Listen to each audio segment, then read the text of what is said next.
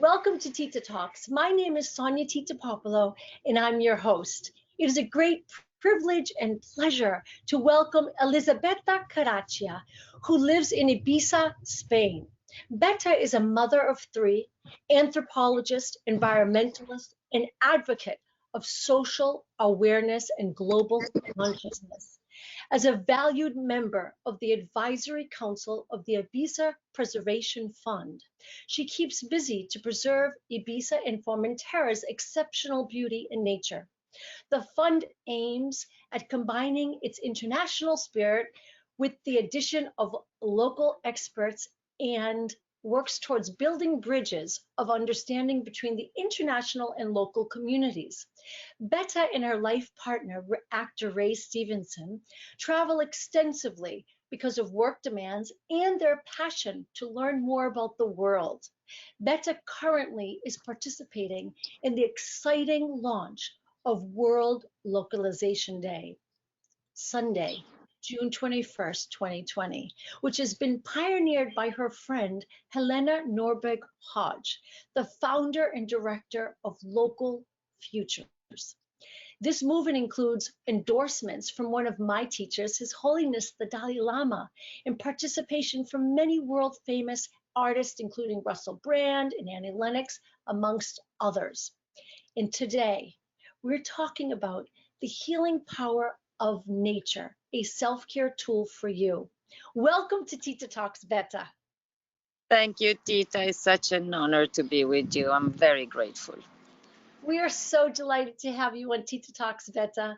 Betta, what did you do to care for yourself and your family in Ibiza, Spain, during this COVID-19 pandemic, and what are you doing now? Well, during the COVID-19 pandemic, we really took advantage of the time of the pause that we were allowed to have and take time to reconnect with each other. As you said, my partner travels a lot, so it was a real gift for us to be all together, the five of us, for 2 months or more, which is something very rarely happens. Amazing to have that time. And I remember when we first found out that the lockdown was official, we had one of our family meetings. We have a teepee in our garden, and it's a place where we normally, when we have any problem, anything to discuss, or the children have something to confess or to ask, we sit down there and we have family meetings. So we literally call the family meeting. Yeah, that's like a safe place where they can ask anything and they can. And so we used that right away in order to talk to each other and asked for the children what they wanted to see during this time that we were going to be all together. This is definitely one of the best possible ways to live a lockdown in this amazing island with access to fresh air and to nature. And so I'm like always reconnect to the fact that you are so lucky to be here, and there are so many people who are actually stuck in apartments and don't have this opportunity that we have. So whatever you need, anything. And so we just started to pour out ideas of how we could invest our time during those quarantine days, and some good stuff came out. Like we started this routine of giving each other exercise classes. Yes, we would take turns every day. Somebody else would lead the class. It was particularly funny when our 5 years old would lead the class for everybody else. We would end up doing some serious ninja moves, and strangely, we would always close the session with sitting in the lotus position, doing chanting the Om, which I was really surprised to see my 5 years old actually. That's amazing. Doing that. Yes, I really learned that it's amazing when you give room for the children to express themselves and for children to lead. They got a lot to share and they got a lot to show. And unfortunately, in the normal everyday life, we are all a bit rushing from one activity to the other. They're in schools for 7 hours a day. Then after school, I'm sure a lot of mothers know what it's like when children their days are too full, our days are too full, and there is rarely time to allow them to lead the way. And let me tell you, when you give space for them to lead the way, it's amazing. So that was one of the things. And then there were a lot of other stuff. We really tried to keep it like, different creative activities.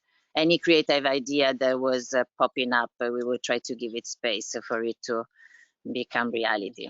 Sisterhood means loving and accepting someone where they are, but consistently inspiring them to their highest potential. I believe that women have a natural, intuitive knowledge of how to empower each other. Tell us about what inspired you to create your women's meditation circle, Betta. I'm glad you bring that up because that is definitely a big part of my life now.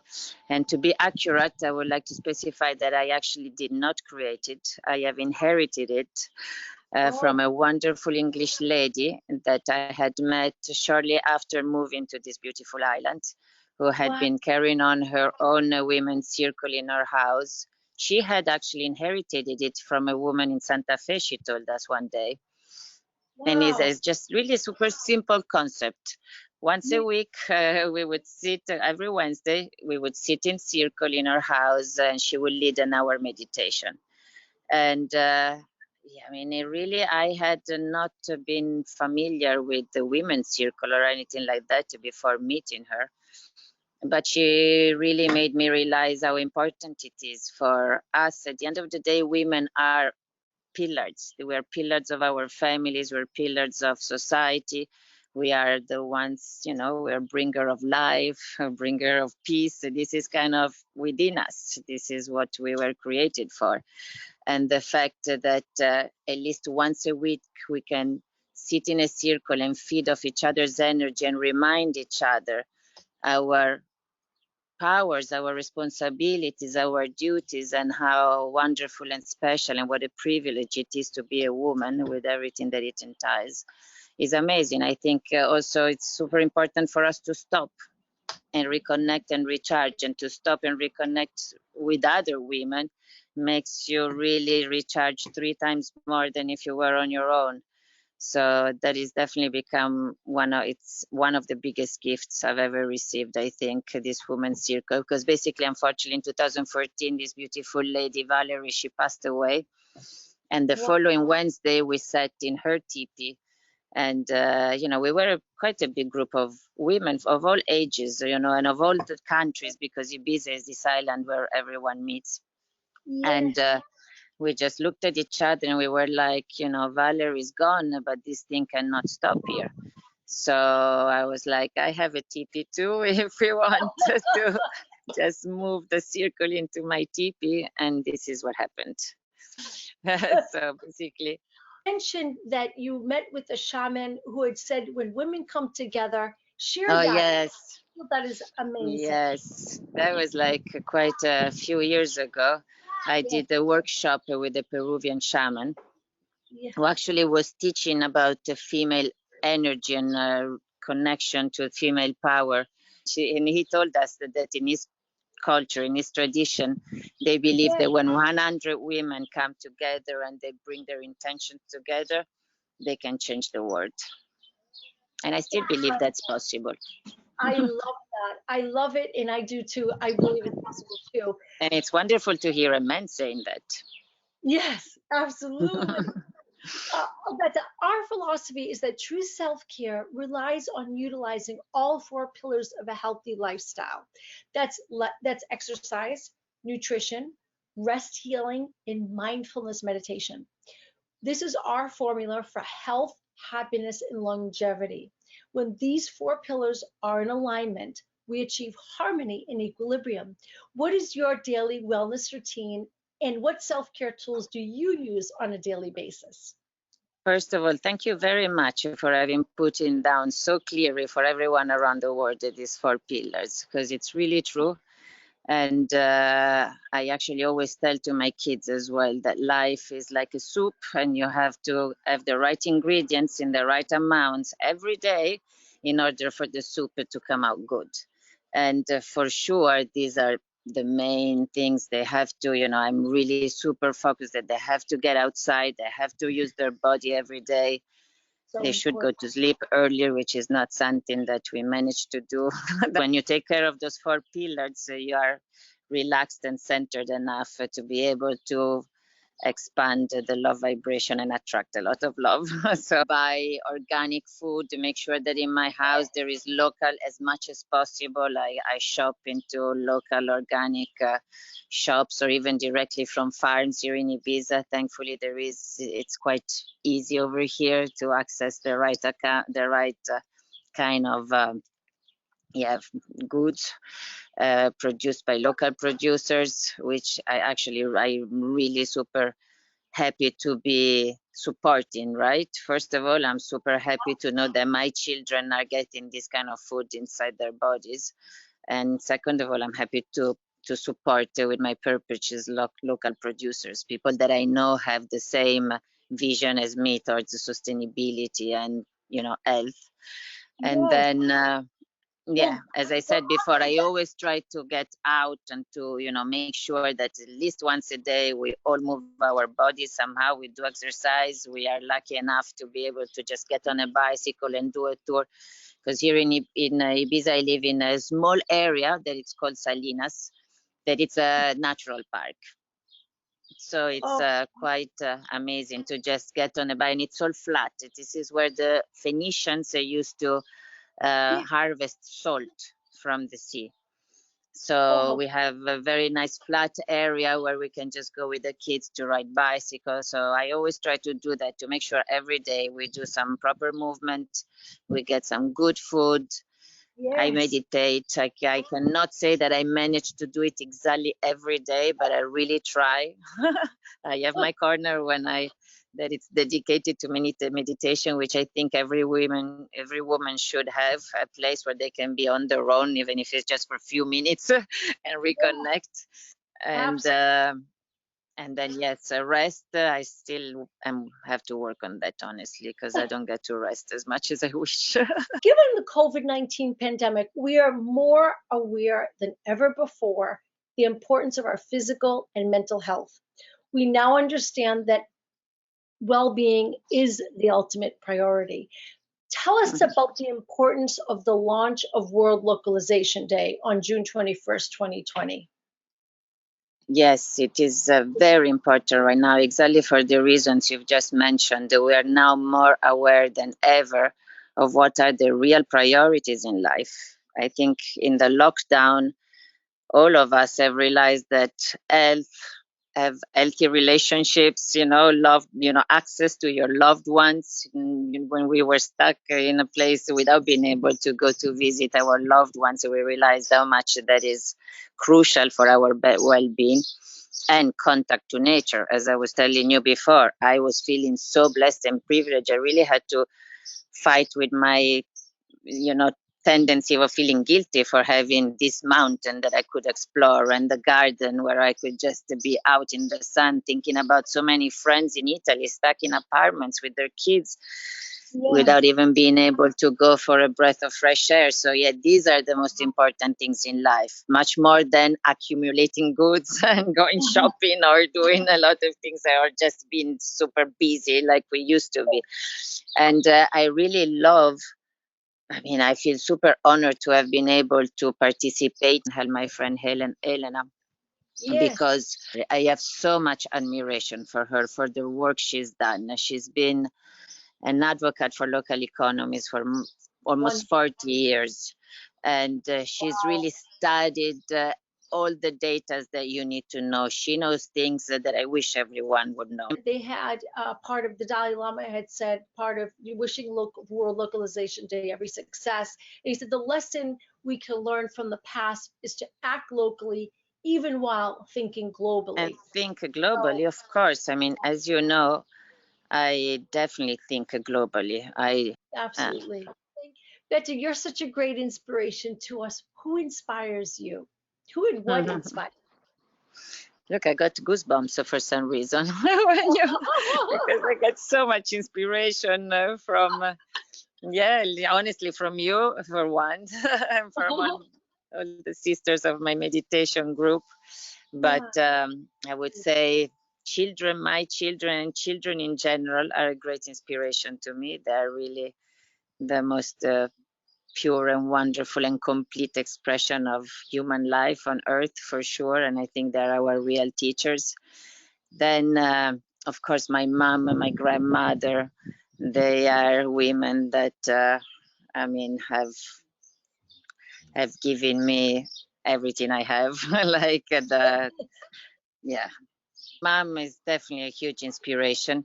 Imagine, Tita, that during the lockdown, because she has a food bank, she's created this place where she feeds the less privileged, and she actually feeds. It's like a very beautiful restaurant today. She and some other volunteers, they cook for like more than 100 people every day. Amazing. Wow. Italian food, which is very necessary. In Italy, we have a lot of refugees. We have a lot of homelesses, where she lives in the north. And of course, the first thing they closed together with all the other businesses were also the food bank. And she was furious. She's like, "Are you crazy? Things are like, everything is closed. These people are gonna need our help more than any time. They don't have a house where they can be quarantined. They're just in the streets, and you're gonna close me, the only place that they have to go and at least to get some comfort and food." But nothing. They closed her down. But she decided to just start producing hundreds of sandwiches and go out and distribute that to the homeless every day. And I really love that about her. I love that she is unstoppable and that she's definitely such a good heart, big heart, and such an inspiration of for everyone. Like, really, she embodies the strong woman that doesn't let anybody get into her way, but with a very soft heart, very strong hand and a soft heart. Thanks to her, they did not feel abandoned. They not only had access to food, but they also had access to love, which, it's a wonderful inspiration that my mom gives me all the time, to always radiate love.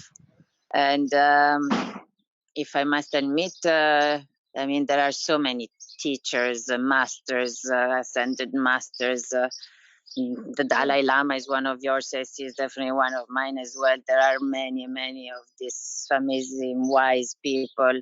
And honestly, actually, indigenous people are great inspirations to me.